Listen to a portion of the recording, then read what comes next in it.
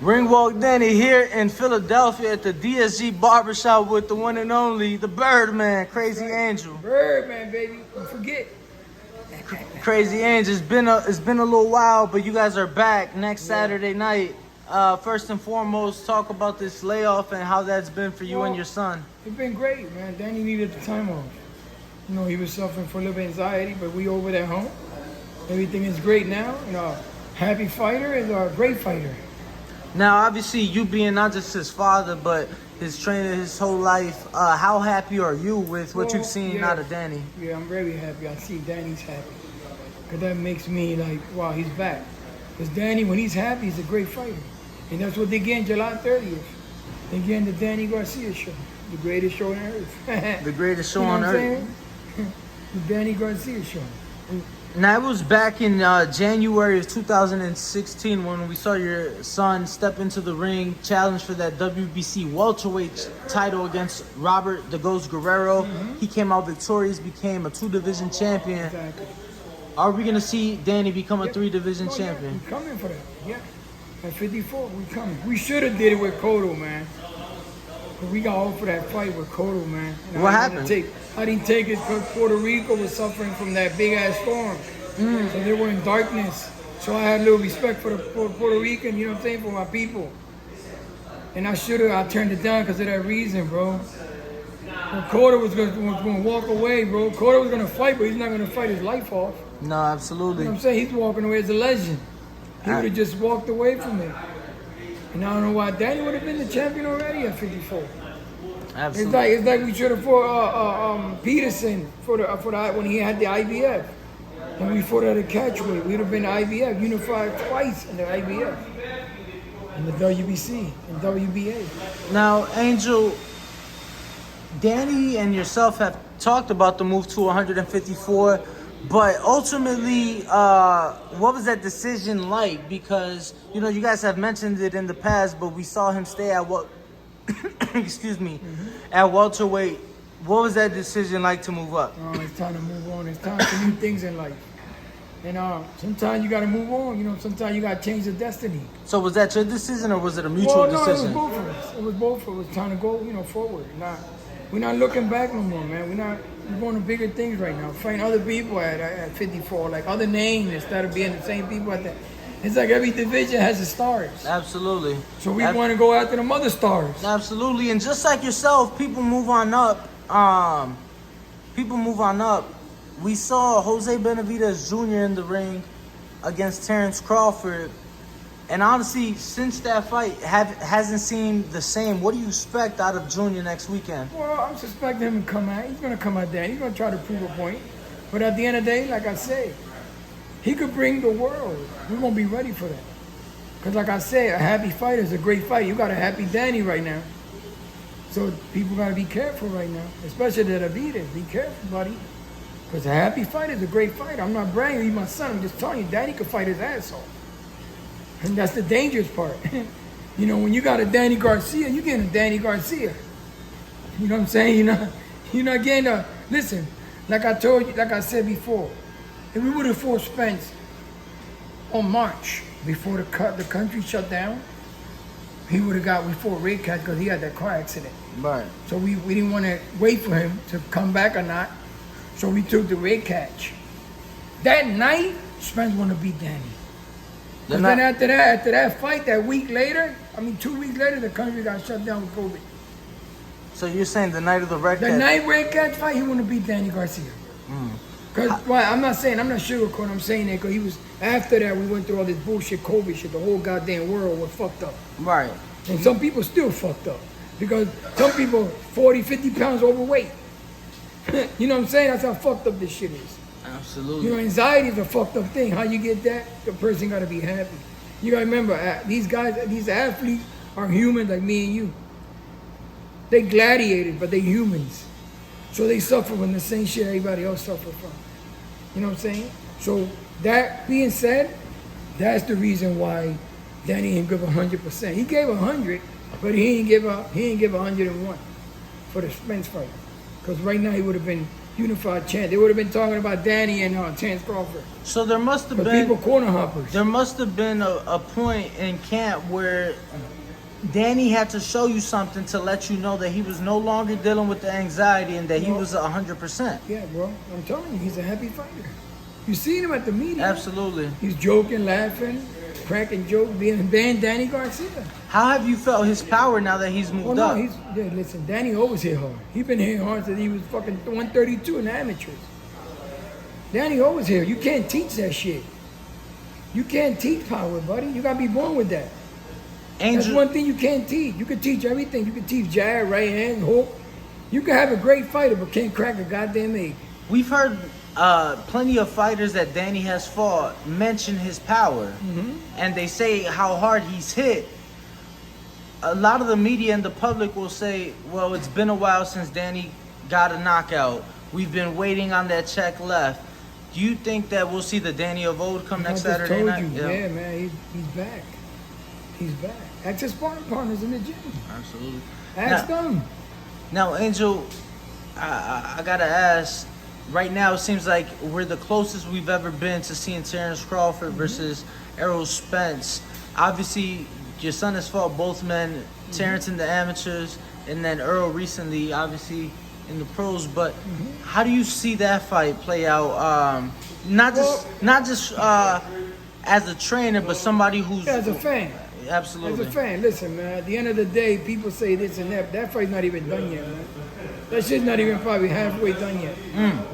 You know what I'm saying? Because they probably battling who wants this, who wants to walk out first, who wants to walk out second. Dumb shit. To me, honest to God with you, bro, I don't even see that fight happening. At all. Like, honest to God with you.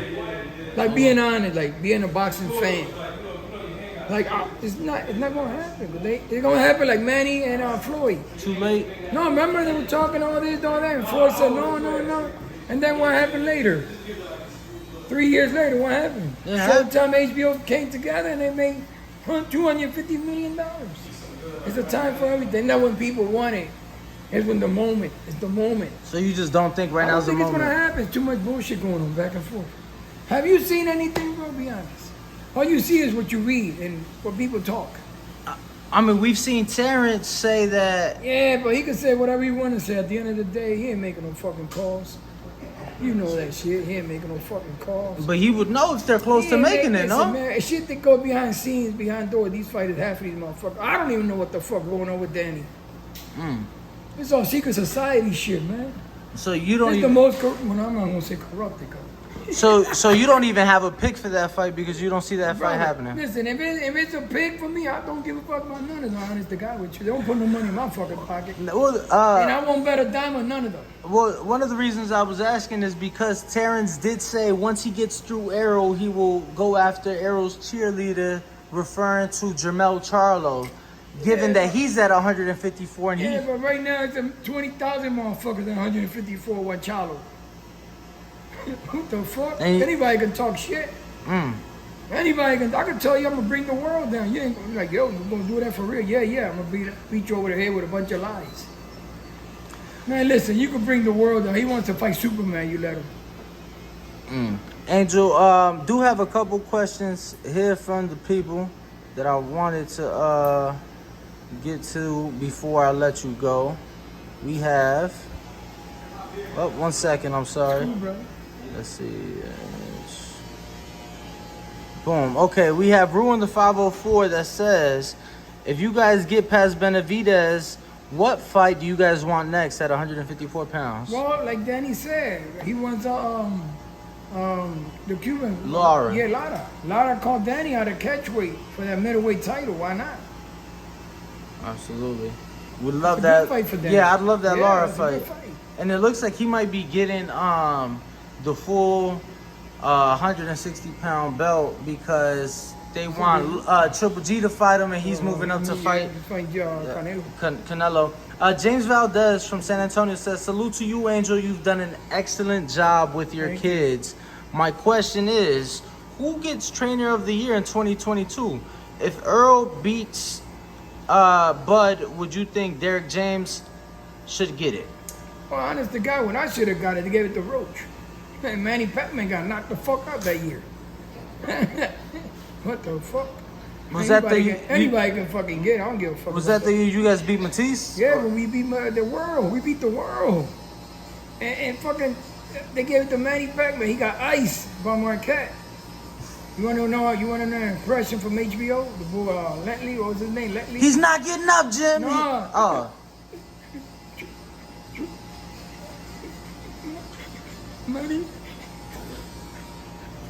Money went to the hospital. Crazy ass. Thank you so much. Yo, listen, that's why they not here no more. Fuck them. Yo, you fucking biased motherfuckers. You know that motherfucker asked me at the media, at the press conference? He called me a fucking idiot. And I looked at this motherfucker, the way I'm looking at you now. And I said to myself, I should jump over this tail, you bitch, smack the shit out this bitch. Because he probably never had a fucking street fight. And I said, these motherfuckers like him was the one I took free fucking lunch money from. When I went to school, I took lunch money from motherfuckers. And I said, motherfuckers like him, that's the motherfucker I took lunch money from. And I looked at this motherfucker and I said, this motherfucker just called me an idiot for the Khan fight. And I said, damn, why am I just holding this shit from this dickhead? And I looked at this motherfucker and I said, I'm gonna beat this nigga with his own words. And I had that motherfucker by the end of the conversation quiet as a church mouse. And Manuel Stewart was standing on that side of the table, he was still alive. And he winked at me from his left eye, because he couldn't wink from the right, so he didn't want nobody to see him winking at me. And he winked at me and he said, let's take a picture, because your son will be champion tonight. Now, if I remember correctly, Danny was a 7-1 underdog in that fight? Yeah, no, with our Khan. Oh, 7-1. 8-1 with Khan and 4-1 with Matisse. Yeah, with Matisse. 8-1. I told my friends, go get rich, motherfuckers. You made a few dollars on that fight? No, I didn't bet because I don't bet on Danny. Oh, but you know who offered me money for Danny? Who's that? To fight Danny Morales in a rematch. In a rematch? Yeah, because he was high on steroids. Oh, wow. Nobody know that shit, mafia shit. This motherfucker asked me to take a pay because he wanted to fight. And the fight was canceled, nobody knew that. Oh, wow. And he said, what can we make this happen? Yeah, I never knew. What can we make this happen? How much you need to make this fight happen? And I say, ain't no money in the world you can give me. Because my son is worth everything to me. I don't know how about your son, Hispanic. He was in a meeting at 2 o'clock in the morning. With Golden Boy, two people from Golden Boy, me and Sam Watson. That's Sam. Yeah, I never And knew. then at the end, Sam said, what the fuck, Angel? You know how he talked?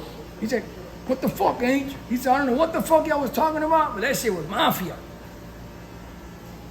I don't take paydays. I don't bet on fight because I'm not gonna bet because they're gonna say like Cotto's uncle. Remember uncle? They say uncle. No, they said Cotto's dad took a payoff. Yeah. Cause he didn't smack him. So even though you won't be betting, if the people at home want to bet, they can bet their life away. They want to bet on Danny next week. Yeah, bet on Danny. Yes, bet on Danny. All your money. He's a great fighter, happy fighter. I'll bet anything if Danny will be successful Saturday. He ain't beating Danny, brother. Not a happy Danny Garcia. He ain't beating Danny. He could come. He could bring whatever he want to bring. Noise. We want to bring holler. He want to bring screams. He want to bring whatever he want to bring. He could bring his brother too, that big motherfucker. But we got big motherfuckers down here too. And it's not about his brother. It's about him. Last one from the fans. We got Canada, Nebraska that says, Angel, thank you for interviewing with the Boxing Voice. At 154, the opponents get much larger. I think you heard me ask son the question, and obviously you mentioned bringing in the bigger sparring partners. You work for your opponent as far as you prepare. So in this fight, with Jose Jr. being a taller fighter, obviously you guys brought in big sparring, you were saying? Yeah, but he's not taller than Danny. He's like 1 inch. But at the end of the day, when you're in the ring and you eye to eye with a motherfucker, you're the same size. He's not taller than Danny. Danny's 5'9". He's a tall welterweight. He's going to fight night. I'm suspecting he'd probably be 165, 167, 168 coming in. The less he probably be 165, that's great. Danny's not a little welterweight. People think he's little. He ain't little. Shit. Danny's a big motherfucker. I don't want to get hit by that motherfucker. Trust me in that one.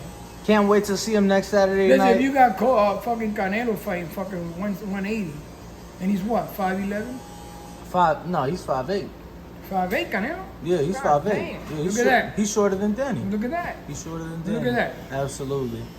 And he's fighting giants. What is it? Goliath, David and Goliath. David and Goliath. Crazy Age. Can't wait to see you guys Oh, yeah, back thank you, in the brother. ring next Saturday. Thank you so much for opening your doors. Appreciate you. Can't wait. Thank you, brother. God bless. Family, don't forget to hit that like button. Subscribe to the YouTube channel. Help us get to that 1 million subscribers. We're on the road to 1 million.